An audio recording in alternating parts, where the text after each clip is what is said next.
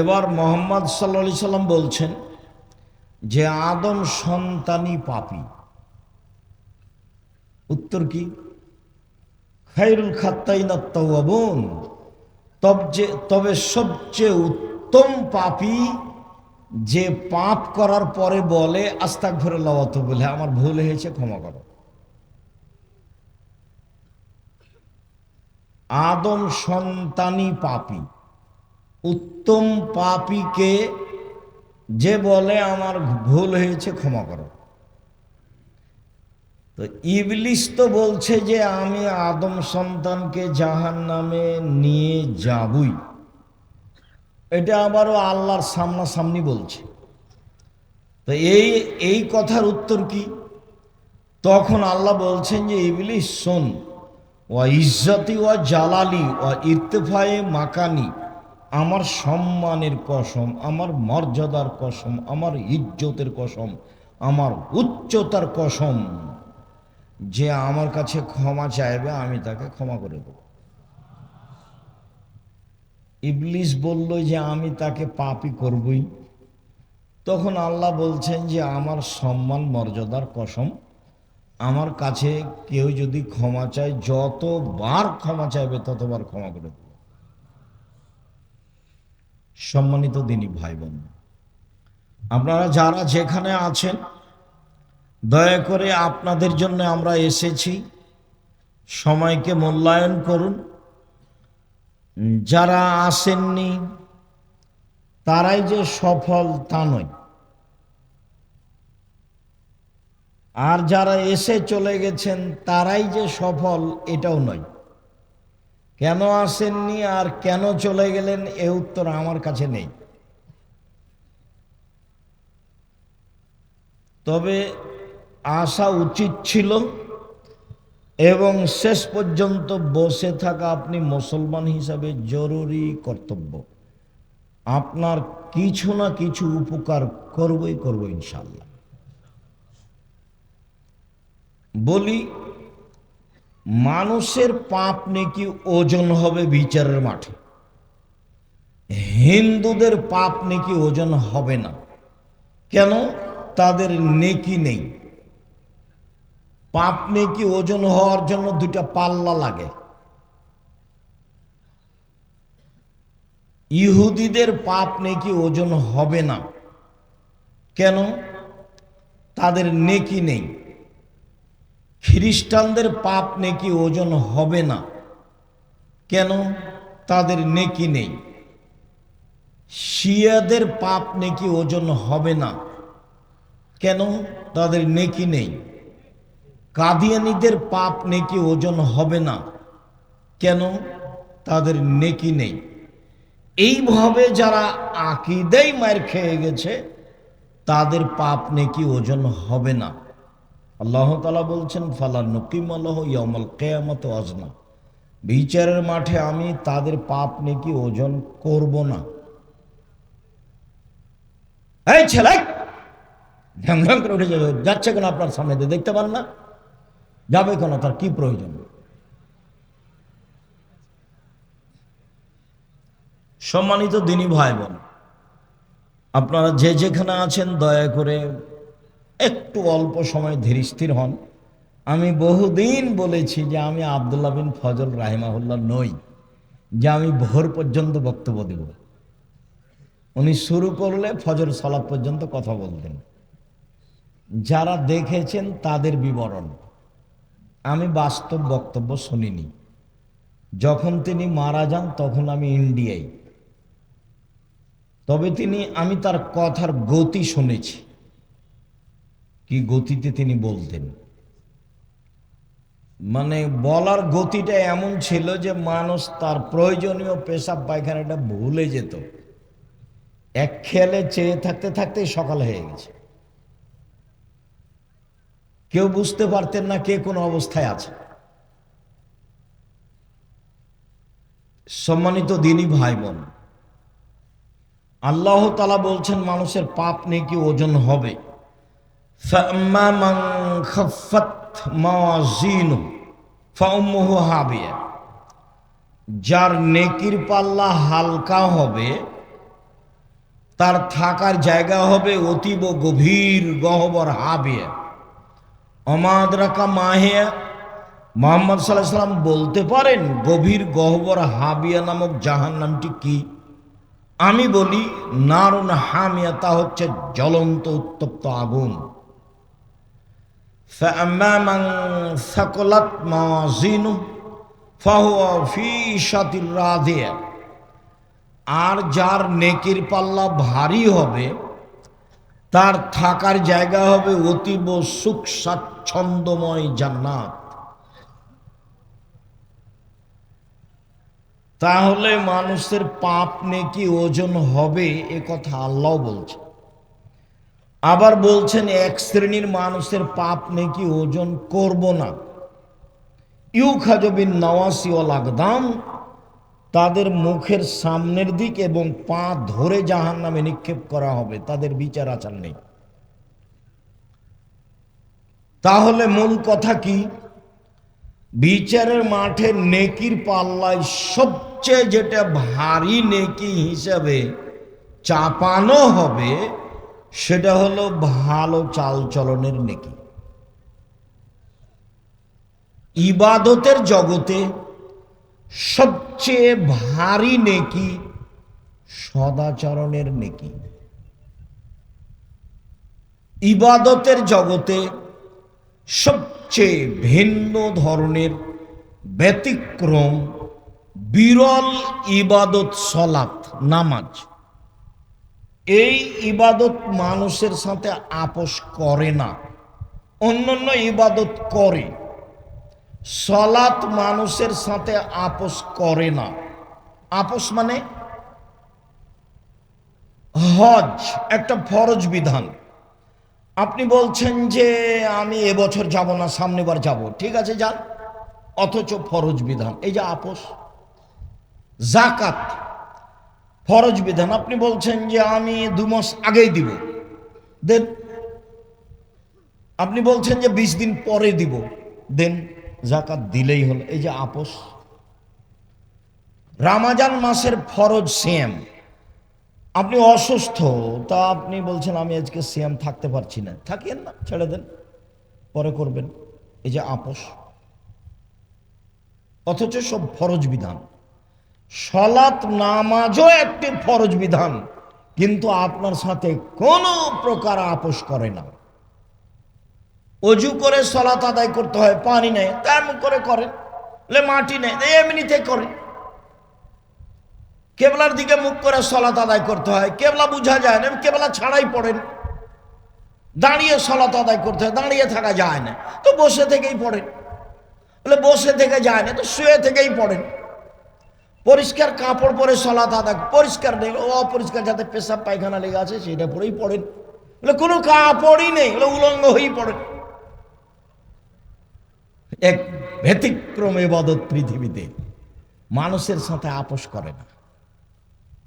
আপনি পানিতে না, মাটিতে না, আকাশে না, রাস্তাতে, গাড়িতে উঠে আছেন, শিকল ধরে আছেন, ঠেল মানে না, সময় পার হয়ে যাচ্ছে, সালাত আদায় করেন। পৃথিবীতে ব্যতিক্রম ইবাদত একটা সালাত। এর নেকি দাঁড়ি পাল্লায় যত ভারী, সদাচরণের নেকি তার চেয়ে হাজারো গুণ বেশি ভারী। কি দিয়ে বুঝায় আপনাকে আমি সদাচরণ কি জিনিস?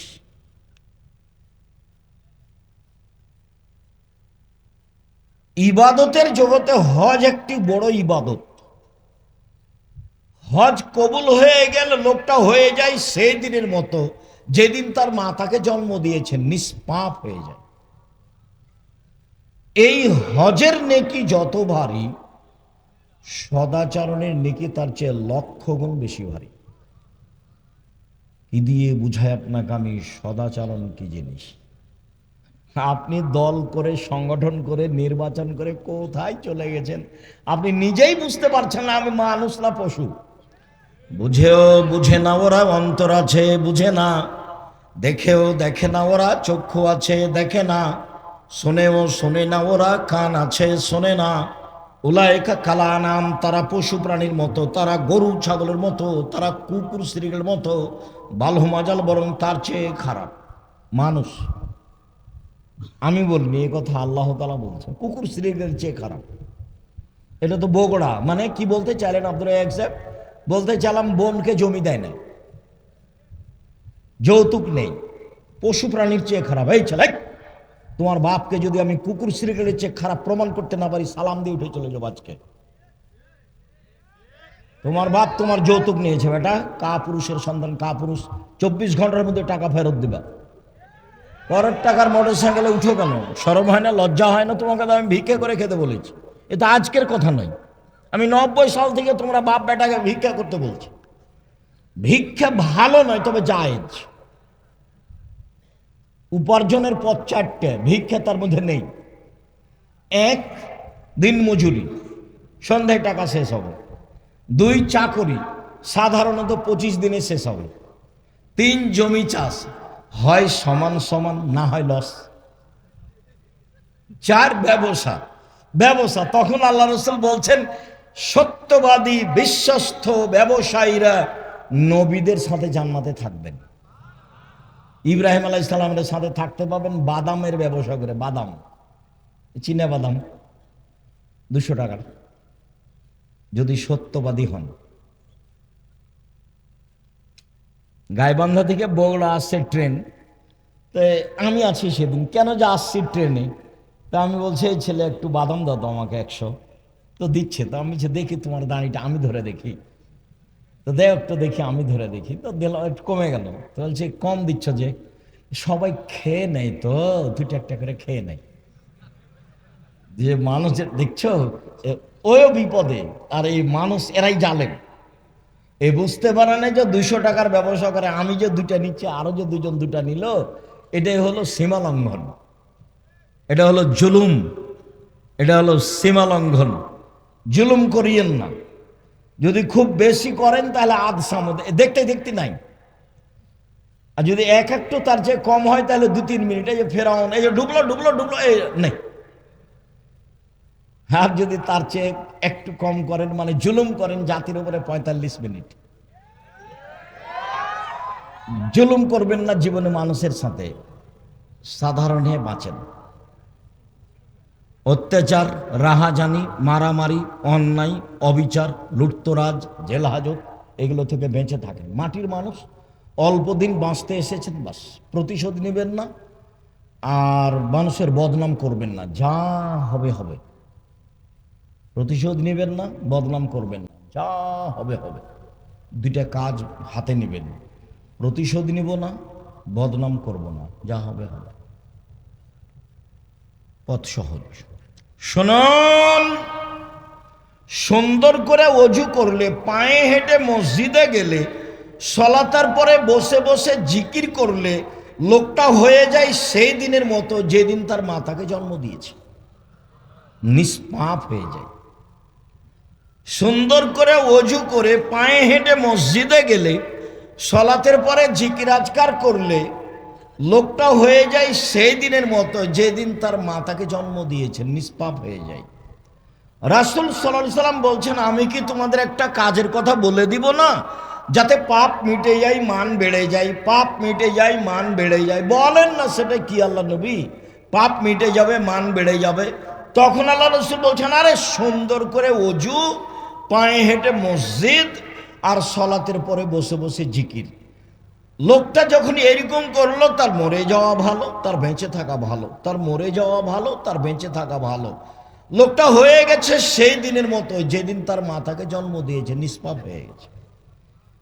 এই কাজের আমল যত ভারী, ভালো চাল চলনের নেকি তার চেয়ে 1,00,000 গুণ বেশি ভারী। কি দিয়ে বুঝায় আপনাকে ভালো চাল চলন কি জিনিস? আমি আগে একটা দলিল পেশ করি, তারপরে এখানে আবার আসবো 2-1 মিনিটের জন্য ইনশাআল্লাহ।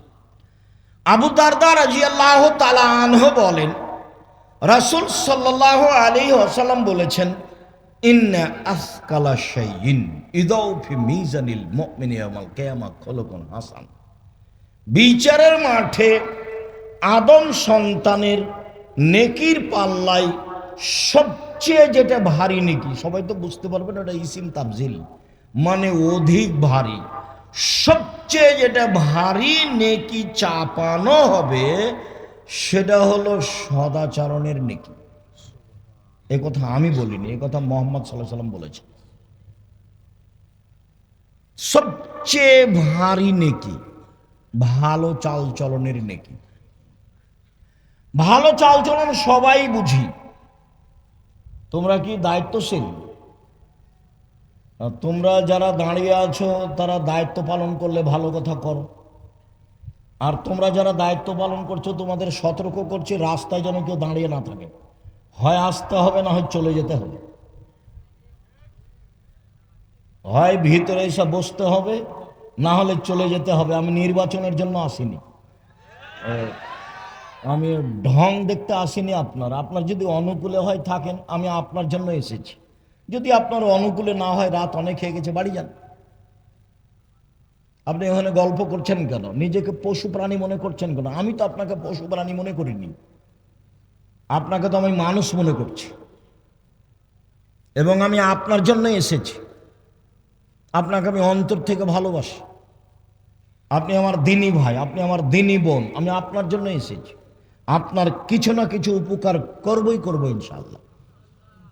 আপনি নিজেকে মানুষের পরিচয় দিয়ে বসেন, দেখেন আমি আপনার উপকার করতে পারি কিনা, ইনশাআল্লাহ করব।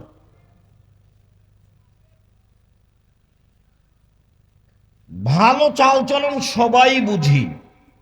মানুষে বলে লোকটা খুব ভালো, এই যে। মানুষে বলে তার ব্যবহার খুব ভালো, এই যে। মানুষে বলে খুবই খারাপ, ওর সাথে যায় না, ওর সাথে থাকেন না, ছেলেটা খুব খারাপ, লোকটা খুব খারাপ, এই যে মানুষও বুঝে। বাস্তব দেখবেন যে এখানে মোড়ে আপনি অটোতে বসে আছেন, আর আমি উঠতেই ছেলেটা টান দিয়েছি, তেমনি আমি আপনার মুখের উপরে পড়ে গেছি। তখন আপনি বলছেন বসেন বসেন বসেন, কোনো সমস্যা নেই, বসেন বসেন, কোনো সমস্যা নেই। একটু পরে আর একটা অটোতে একজন বসে আছে, আরেকজন উঠে না বসতে ও টান দিয়েছে। তখন ও একবারে ওর ওপরে হুমড়ি খেয়ে পড়ে গেছে। তখন বসে থাকা লোকটা বলছে, চোখ নাই, চোখ নাই, দেখতে পান না, হিসাব করে গাড়িতে উঠান না, ভেবেচেনা নেই। কোনটা ভালো লাগলো আপনাকে? তাহলে আমরা সবাই ভালো চালচলন বুঝি, ভালো চালচলন খুব দিনের মতো বুঝি। এবার বুঝলাম যে ভালো চালচলন সবাই বুঝি, আর এটাও অবগত হলাম যে নেকির পাল্লায় সবচেয়ে ভারী নেকি ভালো চালচলনের নেকি। এমন কোন ইবাদত নাই পৃথিবীতে যার নেকি ভালো চালচলনের নেকির মতো ভারী হতে পারে। দুনিয়াতে দুইটা তাসবিহ আছে, তার নেকি ভারী, তবে সবচেয়ে ভারী নয়। রাসূল সাল্লাল্লাহু আলাইহি ওয়াসাল্লাম বলছেন, পৃথিবীর মানুষ শোনো, কালেমা তানে, দুইটি বাক্য, খাফিফা তানে আলাল লিসানে, উচ্চারণে হালকা, ওযু লাগে না, শরীরে শক্তি লাগে না, টাকা লাগে না। এবাদতে টাকা লাগে, তার নাম হজ। ওযু লাগে, তার নাম সালাত। কষ্ট পাওয়া যায়, তার নাম সিয়াম, না খেয়ে থাকতে হয়, ইচ্ছা করলে পানি পান করা যায় না। এগুলো ইবাদত, শ্রম আছে। কিন্তু অবাক ইবাদত আছে, দুইটা বাক্য একেবারে হালকা উচ্চারণে, আর রহমানের নিকটে প্রিয়, আর দাঁড়ি পাল্লায় ভারী। সেটা হচ্ছে সুবহানাল্লাহি ওয়া বিহামদিহি সুবহানাল্লাহিল আযীম। সুবহানাল্লাহি ওয়া বিহামদিহি সুবহানাল্লাহিল আযীম। তবে আল্লাহ রাসূল বলেননি যে সবচেয়ে ভারী, বলেছেন যে ভারী। সাকিলাতানি ফিল মিজানে, দাঁড়ি পাল্লাই ভারী, তবে বলেননি যে সবচেয়ে ভারী। এইখানে বলেছেন যে ভালো চালচলনের নেকি সবচেয়ে ভারী। মহান আল্লাহ বলেন ভালো চালচলন, ইদফা বিল্লাতি হিয়া আহসান ফাইদাল্লাযী বাইনাকা ওয়া বাইনা আদাওয়াহ কান্নাহু ওয়ালিউন হামিম। মুহাম্মদ সাল্লাল্লাহু আলাইহি সাল্লাম, আপনি মানুষের সাথে ভালো আচরণে প্রতি উত্তর দেন। মানুষের সাথে কথা বলার সময় প্রতিপক্ষ যা বলবে, যেভাবে বলবে, আপনি তার চেয়ে উত্তম ভালোভাবে বলবেন। ঠগা হোক আর জিতা হোক, কোনো সময় নিজেকে কষ্ট দিবেন না যে অত বলে নিল, অত বলে নিত। বস্তির মহিলা ঝগড়া লাগলেই এমন ফাহেস কথা বলে, ও মনে করে যে যত অশ্লীল বলতে পেরেছে তত খুশি। যখন ঝগড়া শেষ হয়ে যায় তখনও বলে যাক স্বাদ মিটিয়ে নিয়েছি, একবারে মন ভরে বলেছি, স্বাদ মিটিয়ে নিয়েছি। তাহলে কি ও সফল? জি না, ও সফল নয়। সম্মানিত দিনী ভাই বোন, বলছিলাম প্রতি উত্তর সুন্দর দিতে হবে, তাহলে যে দূরত্ব শত্রুতা রয়েছে অন্তরঙ্গ বন্ধুতে পরিণত হবে।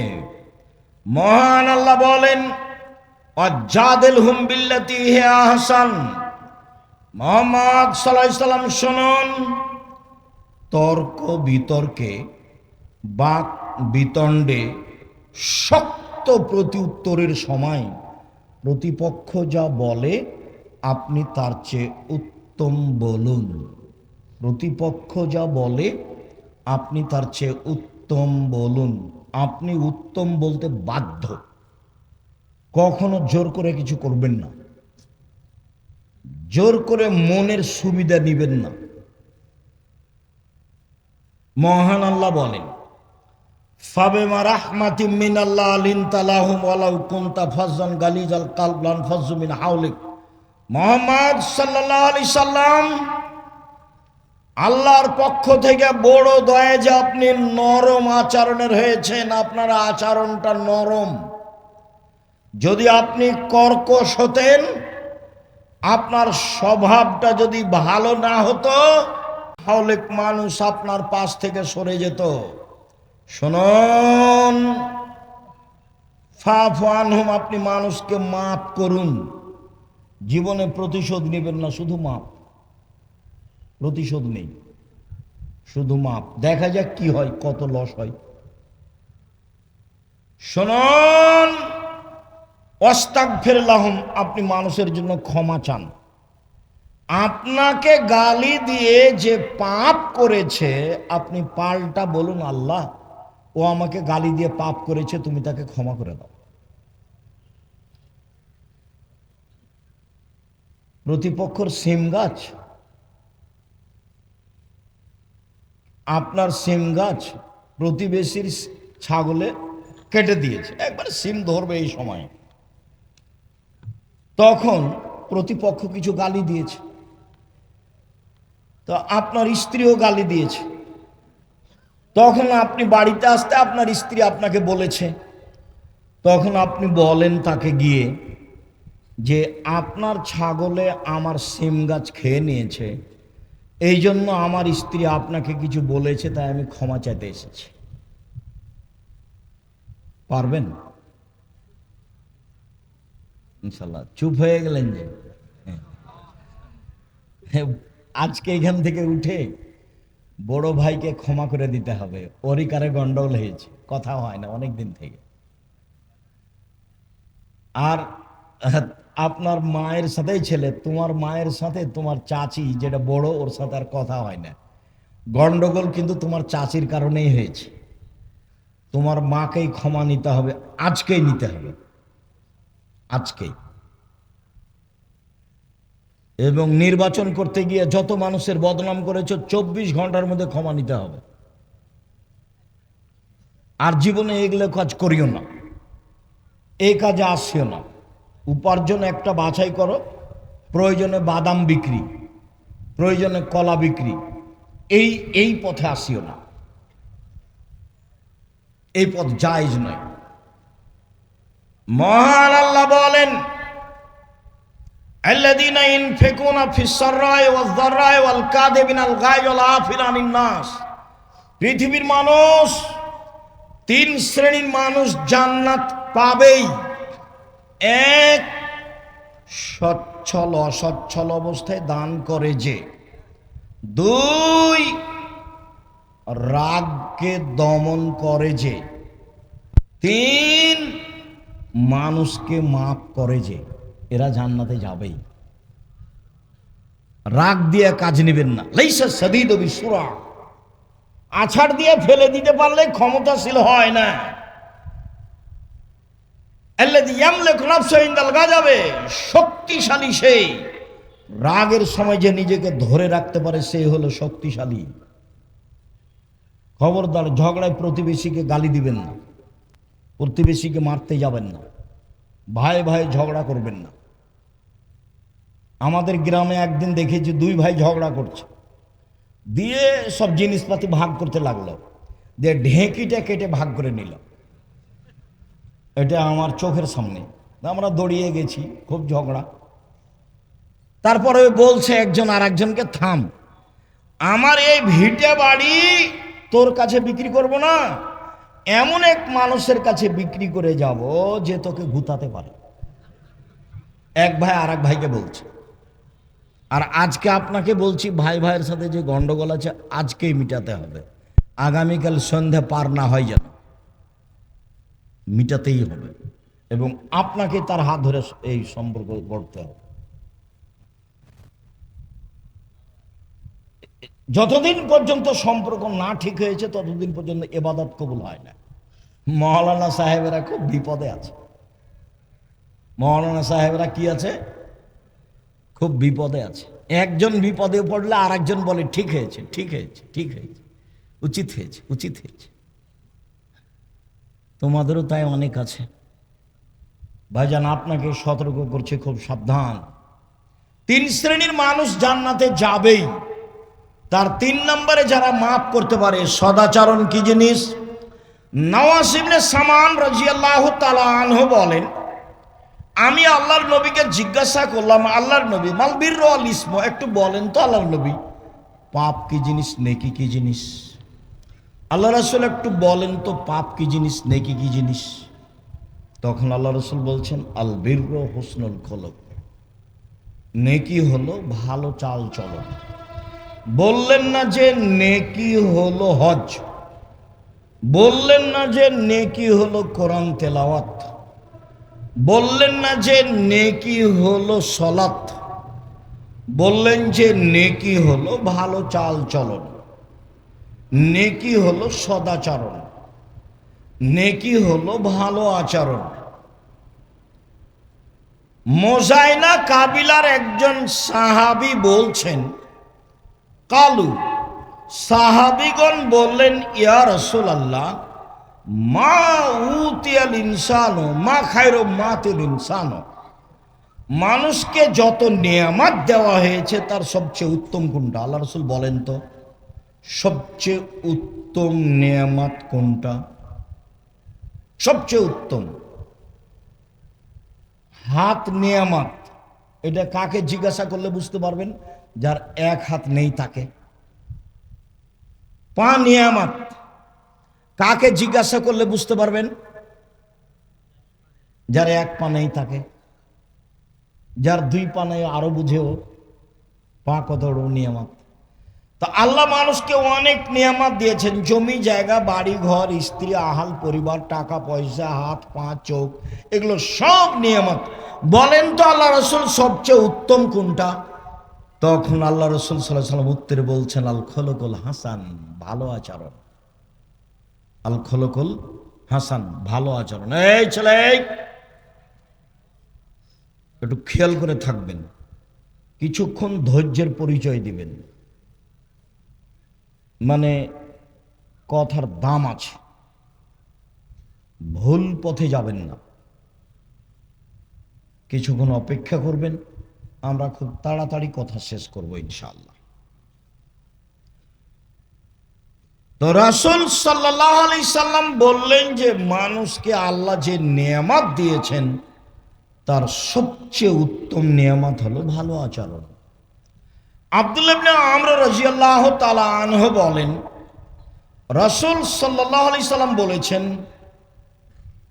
ইন্না মিন আহাব্বিকুম ইলাইয়া আহসানুকুম আখলাকান, আমার নিকটে তোমাদের সব সবচেয়ে প্রিয় মানুষ সেই, আমি ওকে সবচেয়ে ভালোবাসি যার চাল চলন ভালো।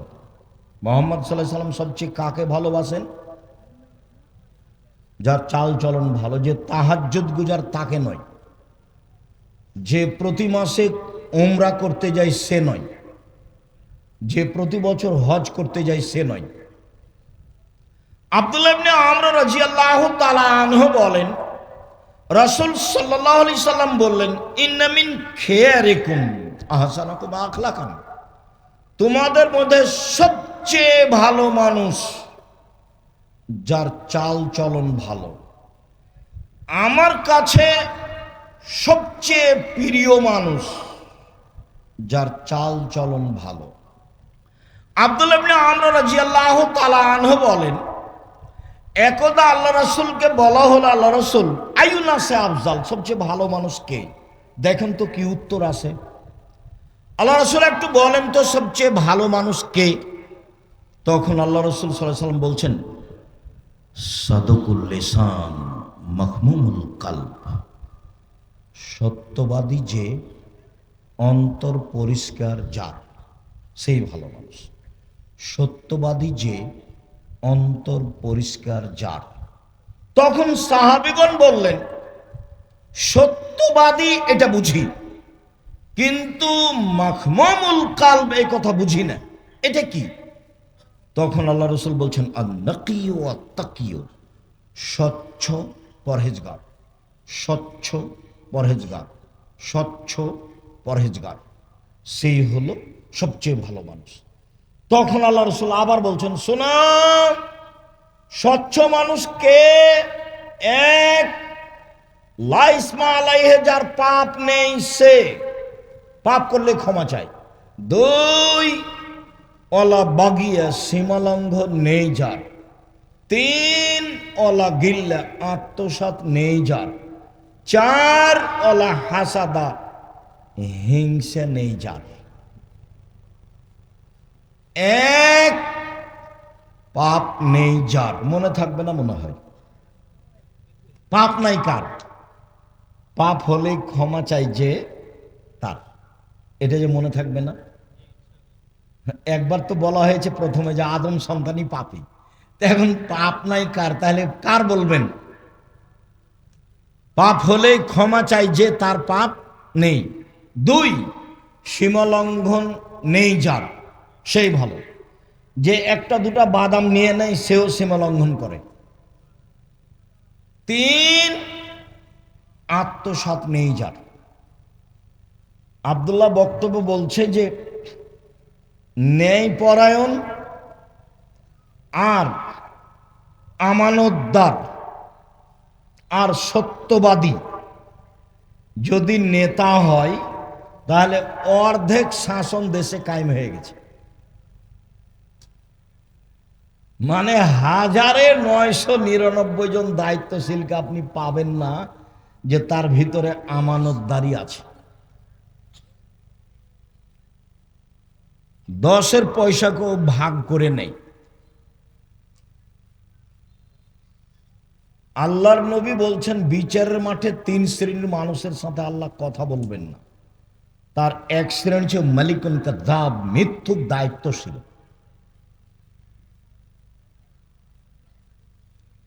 হিংসা নেই যার, সেই হচ্ছে স্বচ্ছ। আব্দুল্লাহ ইবনে আমর রাদিয়াল্লাহু তাআলা আনহু বলেন, 4টা জিনিস যার মধ্যে আছে, তার ইহকালও ভালো, তার পরকালও ভালো। তার ইহকালও ভালো, তার পরকালও ভালো।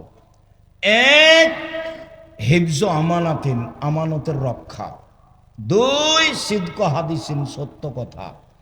তিন, হুসন খালিকাতিন, ভালো চাল চলন। তিন, হুসন খালিকাতিন, ভালো চাল চলন। চার, ইফাতুন বিতওয়ামাতিন, বৈধ রুজি।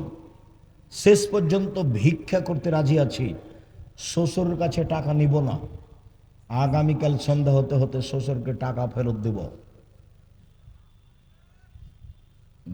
আমাকে আব্দুল্লাহর শ্বশুর একবার বলে না কেন যে একটা ঘড়ি দিই, একটা কিছু দিই?